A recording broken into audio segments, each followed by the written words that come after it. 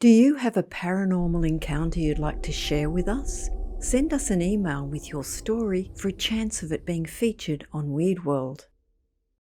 Those in the spiritual world can make many and varied attempts to communicate with us, the living. 3 Weird World viewers have shared powerful experiences of those efforts to get through to some of us on the other side. Grateful infants. Tracy Riggs in Arizona, USA, related an experience whereby she seemed to have been chosen to convey a particular message. It took place in 2016 when she frequented a casino near her home that enabled her to get free slot play on certain occasions. On this particular day, Tracy went to avail herself of the slot play when she sat down at her favourite machine. She was on an end machine of a bank of 5 machines, and within the first 5 minutes a woman came and sat down next to her, leaving a seat empty between them. Tracy noticed out of her peripheral vision that she could see what looked like a baby on the woman's shoulder. But when she looked directly at her, there wasn't anything there. Tracy went back to playing her slot machine and then saw the baby out of her peripheral vision again. So she turned again to observe, thinking it was the woman's clothing or bag. She wondered why she kept thinking that this woman had a baby on her shoulder. She turned back to playing her machine and once again saw this baby on the woman's shoulder, just out of her personal range of vision. Tracy felt absolutely flabbergasted, not knowing why she'd kept seeing this baby. When she went back to playing her machine, she then heard a voice in her head. The male-sounding voice said, "We are not going to stop bothering you until you talk to her." This strange occurrence had never happened to Tracy before, but she sensed that someone was definitely bothering her by showing her this vision repeatedly. Never having taken this step before, Tracy stood up and leaned over towards the woman, saying, "Can I ask you a question?" The woman had a very kind demeanour. She was a Hispanic woman with brown hair and probably about 45 years old. The woman said to her, "Sure." Tracy asked her, "Has there been a baby in your circle who has died recently, like in your family or perhaps somewhere close to you?" The woman looked at Tracy with the biggest wide-open eyes and said, "I'm a neonatal nurse."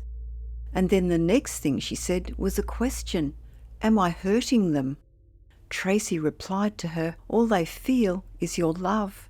I can actually see this baby on you, on your shoulder, so obviously the baby feels a lot of love and connection with you, so much so that it stays with you even after work." The woman thanked Tracy profusely for this seeming message. Tracy sat down, wished the woman luck, and resumed playing her machine, never again hearing the voice or seeing the peripheral apparition of a baby.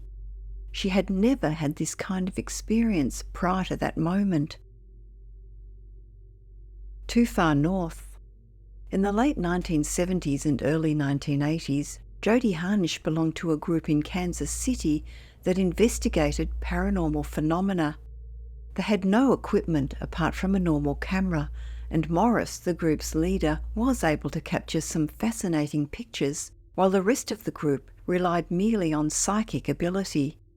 Jody reports that one evening in 1981, she was washing the dishes when she heard a distressed female voice behind her say, "They're too far north. Tell them they're too far north."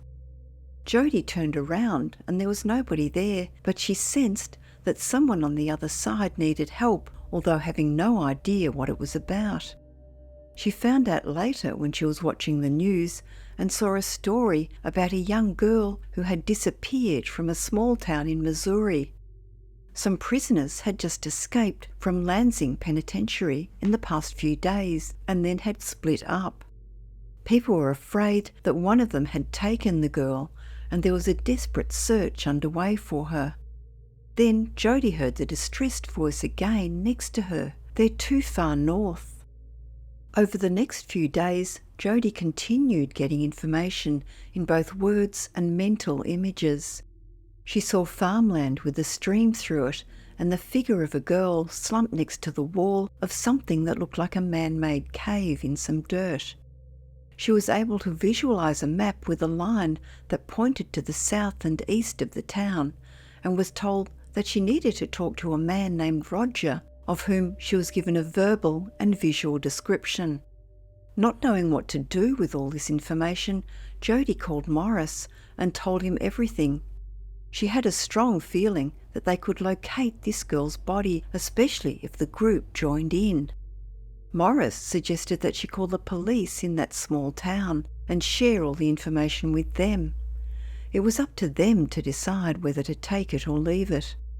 Jody says that she then called the police station in this small town in Missouri and told the officer who answered the call that she belonged to a psychic research group in Kansas City and was getting information about the missing girl. She says that the officer clearly could not have been less impressed as she described everything to him. He was simply replying, "Yeah," occasionally, in an attempt to seem like he was paying attention. However, his response changed when she told him that there was a man from out of town named Roger, or Rogers, as names don't always come through clearly, and she described his height, build and hair. There was a pause, and then the officer said, "We have an FBI agent here from Kansas City whose name is Roger, and you just described him. Would you mind repeating everything else you just said?" Jody did, and when finished, was told that she had accurately described the location where they were searching and the landscape. He said that the man-made cave that seemed confusing to her was actually common there. It was used to store things that needed to be kept at cooler temperatures. Jody called Morris, who wasn't surprised that her information was accurate, although surprised that the officer had admitted it. He decided to contact the police department there and see if they could get an officer as backup so the group could locate the girl without fear of a farmer thinking they were trespassing for no reason. However, Morris called Jody back with heartbreaking news.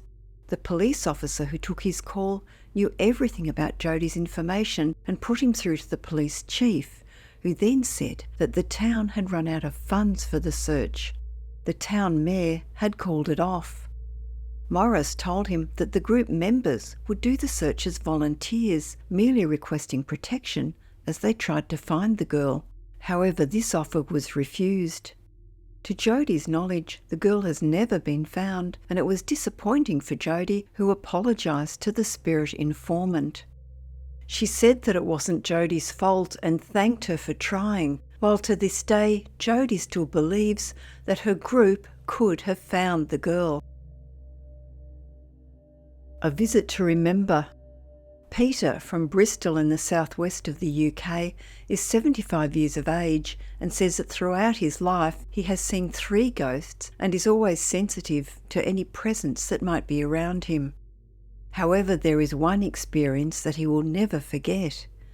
It was a Saturday in late October 1985. Peter was divorced and lived alone, with his 2 children staying with him every weekend, his son 9 and daughter 7. He had a friend called Robin who also had 2 children about the same age as his, and every Saturday they would take the 4 children swimming. On this occasion, Robin said that he couldn't make it because he was fitting some flooring down in his kitchen. So Peter said that he would take all 4 of the children as they were wanting to go as per usual. On Peter's return at about 5 p.m, he pulled up outside Robin's house, where the 4 children leapt out of the car and ran down the path. Robin opened the door to let them in and moved back to just outside the kitchen as the 4 children ran past him and into their back room. Peter got out of the car and looked over the roof of the car into Robin's hallway. He could see a man standing next to Robin and talking to him. Peter then walked down the path and through the front door. The man turned and looked at him walking in, and they made eye contact. The man moved towards Peter, maintaining eye contact with him, and turned into the front room. As Peter walked past the room, he glanced in to see where he went, but couldn't see him, and so assumed he had gone in and sat down. Peter said hi to Robin, who offered him a coffee, which he accepted. They chatted for about 10 minutes in his kitchen. Then, being very curious, Peter asked, "Who is that guy in the front room?" Robin replied, "What guy?" And Peter said, "The one you were chatting to when I came in." Robin said that he had been alone all afternoon.